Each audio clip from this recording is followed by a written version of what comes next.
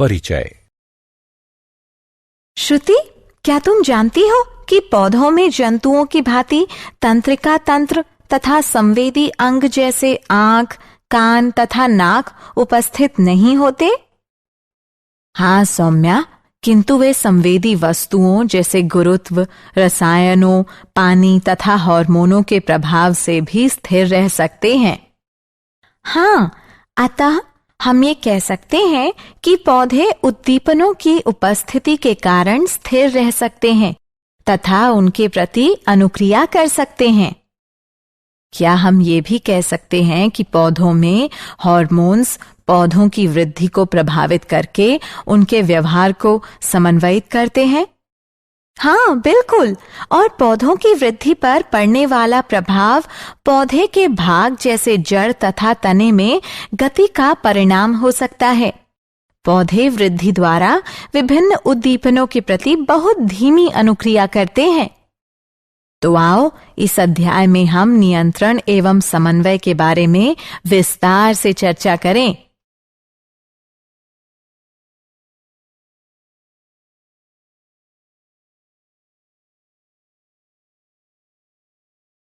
उद्देश्य। इस पाठ के अंत में आप निम्न करने में सक्षम हो जाएंगे: पौधों में समन्वय को समझना, उद्दीपन की तात्कालिक अनुक्रिया का पता लगाना, वृद्धि के कारण गति को समझना, पौधों में हार्मोनों का पता लगाना, दीप्तिकालिता तथा पुष्पन का अध्ययन करना, जंतुओं में हार्मोनों का पता लगाना, अंतःस्रावी ग्रंथियों की संरचना तथा उनके कार्यों को समझना। पौधों में समन्वय। पौधों में तंत्रिका तथा पेशीय तंत्र का अभाव होता है।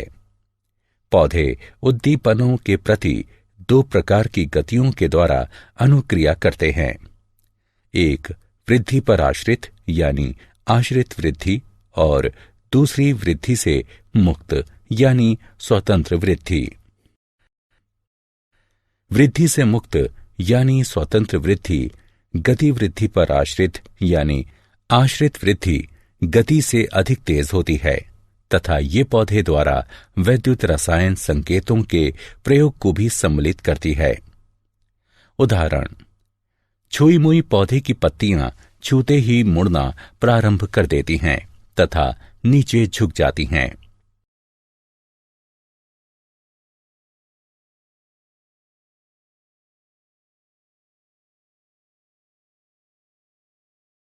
उद्दीपन के लिए तत्काल अनुक्रिया।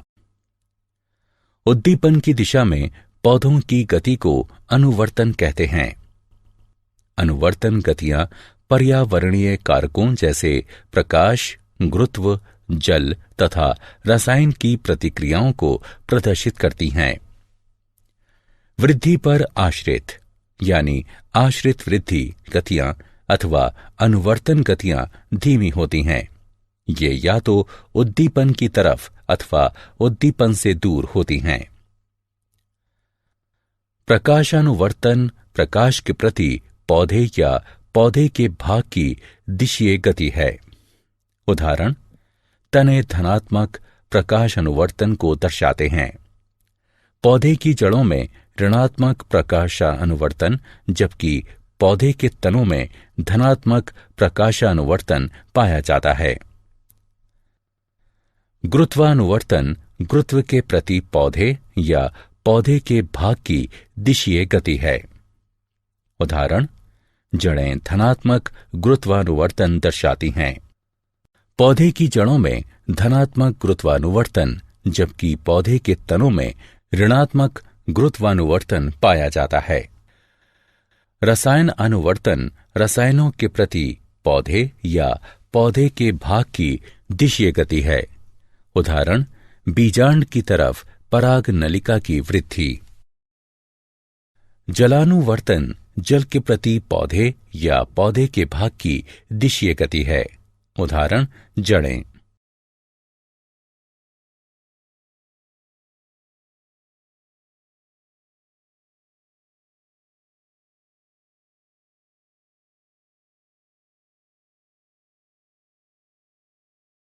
वृद्धि के कारण गति। जब प्रतान किसी आधार के संपर्क में आते हैं तो प्रतान का वह भाग जो वस्तु के संपर्क में है उतनी तीव्रता से वृद्धि नहीं करता है जितना प्रतान का वह भाग जो वस्तु से दूर रहता है। इस कारण प्रतान वस्तु को चारों ओर से जकड़ लेता है।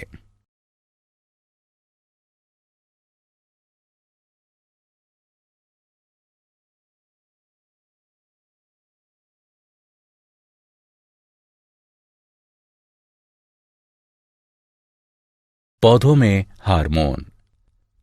पादप हार्मोन या फाइटो हार्मोन ऐसे रसायन तत्व हैं जो कि पौधों द्वारा प्राकृतिक रूप से उत्पन्न होते हैं।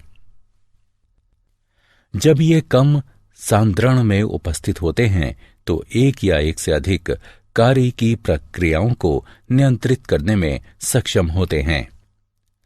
पादप हार्मोन तथा उनके कार्य निम्नलिखित सारणी में दिए गए हैं।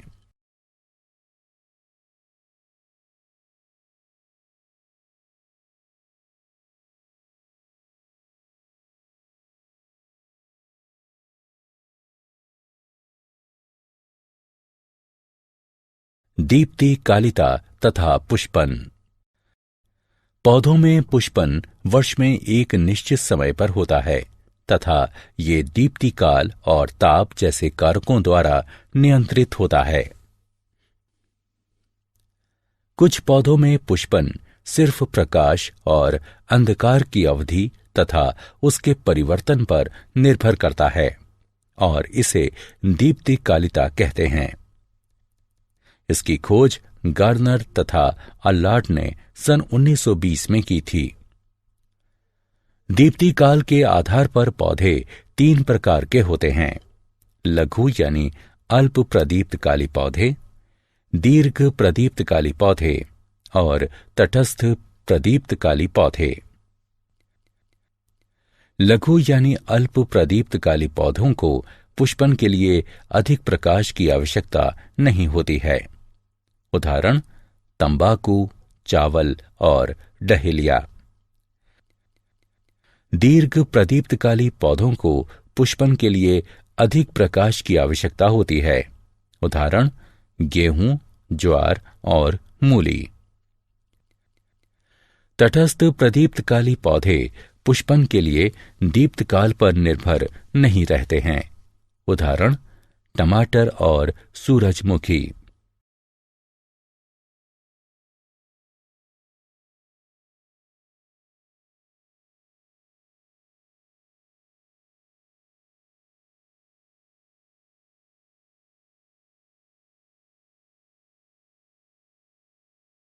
जंतुओं में हार्मोन। हार्मोन शब्द को बेलिस और स्टार्लिंग ने प्रतिपादित किया था। जंतुओं में हार्मोन्स अंतःस्रावी ग्रंथियों द्वारा उत्पन्न होते हैं और ये रसायन तत्व सजीवों की गतिविधियों और उनकी वृद्धि को नियंत्रित एवं समन्वयित करते हैं। जंतु हार्मोन वातावरणीय कारकों पर निर्भीत दिशीय गति नहीं लाते हैं, किंतु शरीर की संरचना को बनाए रखने के लिए विभिन्न क्षेत्रों में नियंत्रित वृद्धि को बढ़ावा देते हैं। जंतु हार्मोन्स और उनके कार्य तथा उनकी कमी से होने वाले रोग निम्नलिखित तालिका में दिए गए हैं।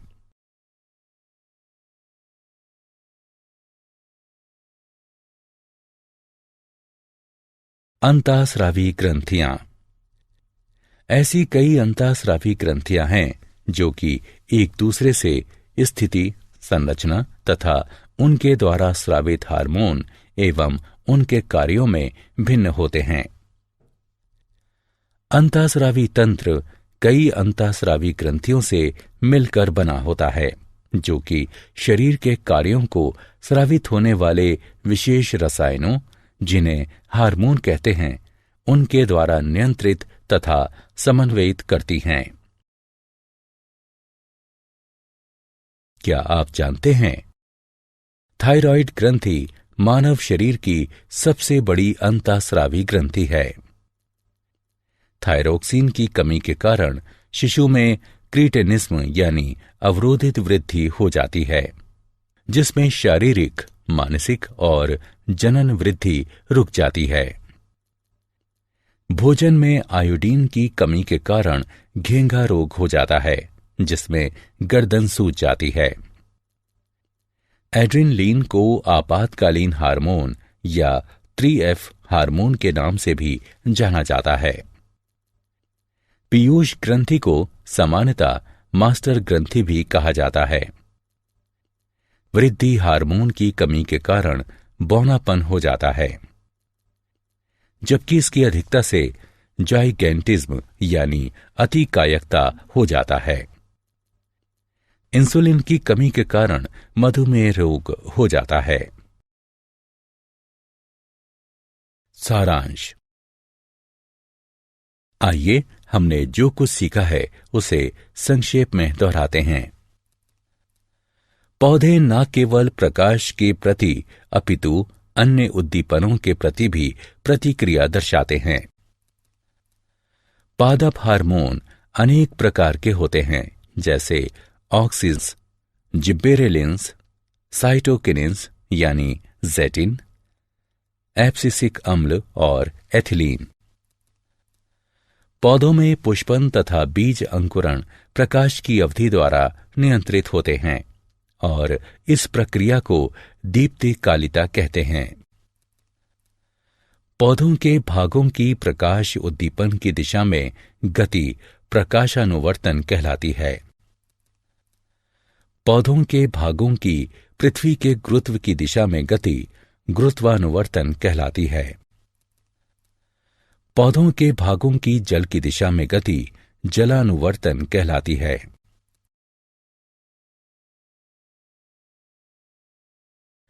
अंतःस्रावी तंत्र अंतःस्रावी अथवा नलिका विहीन ग्रंथियों से मिलकर बना है, जो कि हार्मोन्स का स्रावण करती है। थायराइड ग्रंथि थायरोक्सिन हार्मोन स्रावित करती है तथा इसकी कमी से क्रीटेनिज्म यानी अवरोधित वृद्धि रोग हो जाता है।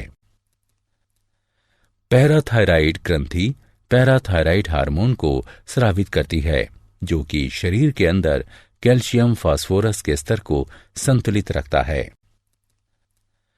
अधिवृक्क यानी एड्रिनल ग्रंथियां कोर्टिकोइड तथा एड्रेनलिन नामक 2 हार्मोन स्रावित करती हैं। हाइपोथैलेमस ऐसे हार्मोनों का स्रावण करता है जो कि पीयूष ग्रंथि के अग्रखंड से हार्मोन्स के स्रावण को नियंत्रित करते हैं। अग्नाशय भी 2 हार्मोन इंसुलिन और ग्लूकागॉन को स्रावित करता है, जो कि रक्त में ग्लूकोज के स्तर को नियंत्रित करते हैं। वृषण टेस्टोस्टेरोन तथा अंडाशय एस्ट्रोजेन और प्रोजेस्टेरोन का स्रावण करते हैं।